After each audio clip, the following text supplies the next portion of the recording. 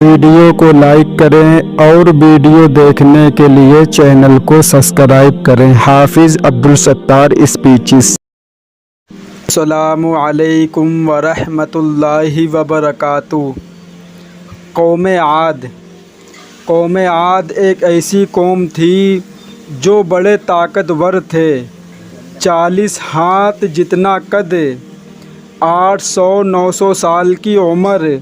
ना बूढ़े होते, ना बीमार होते, ना दांत टूटते, ना नज़र कमज़ोर होती। जवान, तंदुरुस्त व तवानाई रहते। बस इन्हें सिर्फ़ मौत आती थी और कुछ नहीं होता था। सिर्फ़ मौत आती थी। इनकी तरफ अल्लाह ताला ने हज़रत हूद अलैहिस्सलाम को भेजा।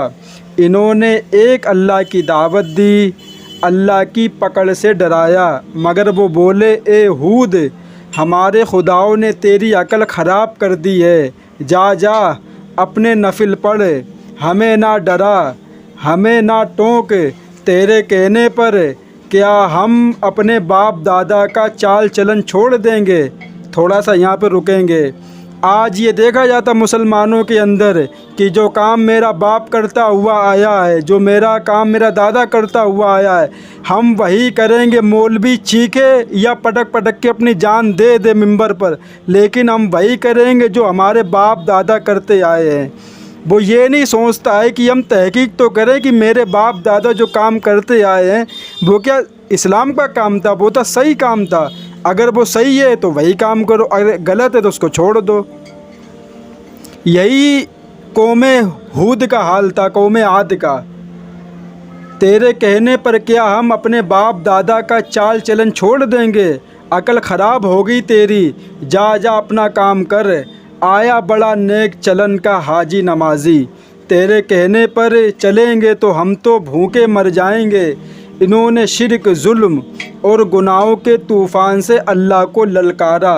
तकब्बुर और गुरूर में बदमस्त बोले।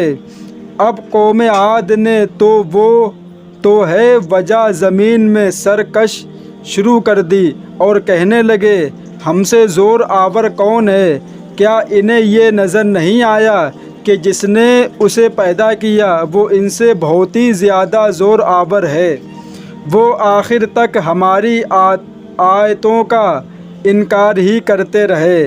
कोई है हमसे ज़्यादा ताकतवर तो लाओ ना, हमें किससे डराते हो? अल्लाह ने कहद भेजा, भूख लगी, सारा गल्ला खा गए, माल मूशी खा गए, हराम पर आ गए। चूहे बिल्ली कुत्ते खा गए, सांप खा गए, दरख्त गिराकर उसके पत्ते खा गए। भूख ना मिटी, ना बारिश हुई, ना कतरा गल्ला ना पैदा हो सका। फिर तंग आकर अपना एक वक्त अल्लाह की तरफ भेजा। उनका दस्तूर था जब मुसीबत आती तो ऊपर वाले को पुकार उठते, जब दूर हो जाती तो अपने बुतों को पूजने लगते। बैतुल्लाह को वफ़्त किया और कहा, हमारे लिए अल्लाह से दुआ करो कि बारिश बरसाए। अल्लाह ने 3 बादल पेश किए, काला, सफ़ेद, सुर्ख। अल्लाह ने फरमाया, इन में से एक का इंतखाब करो। इन्होंने आपस में मशवरा किया कि सुर्ख में तो हवा होती है, सफ़ेद खाली होता है, काले में पानी होता है, काला मांग लो। अल्लाह ताला ने कहा, वापस पहुँचो, बादल भेजता हूँ। वो खुशी खुशी वापस आए। सब लोग एक मैदान में जमा हुए। बादल आया, वो नाचने लगे कि अब बारिश होगी, कहद मिटेगा, खाने को मिलेगा। क्या पता था कि वो बारिश नहीं, अल्लाह का आज़ाब है। जो तुम हूद से कहते थे कि ले आ, जिससे वो हमको डराते हो। इस बादल में ऐसी तनो तेज़ हवा थी कि जिसने उनको उठा मारा और उनको खड़ा उठा दिए। 60 हाथ के कद और लोग तंदों की तरह उड़ते रहे थे। हवा उनके सरों को उठाती थी, इतने ज़ोर से टकराती थी कि उनके भेजे निकलकर मुंह पर लटक जाते थे।